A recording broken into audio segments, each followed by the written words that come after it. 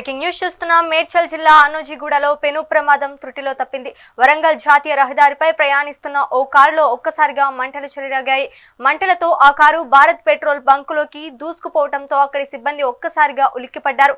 Bunk సిబ్బంది వెంటనే అప్రమత్తమై నీళ్లతో మంటలను అదుపు చేయగా అనంతరం ఫైర్ ఇంజిన్ సిబ్బంది మంటలను పూర్తిగా ఆర్పేశారు. పోచారం పోలీసులు ఘటనా స్థలానికి చేరుకుని కేసు నమోదు చేశారు.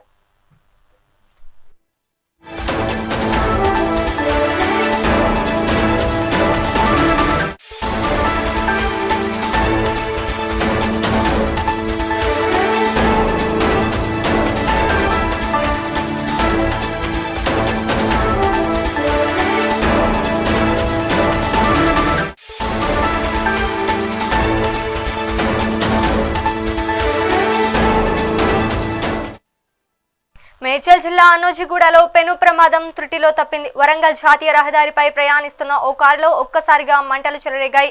మంటలతో ఆ కారు భారత్ పెట్రోల్ బంక్లోకి దూసుకుపోవడంతో అక్కడి సిబ్బంది ఒక్కసారిగా ఉలిక్కిపడ్డారు.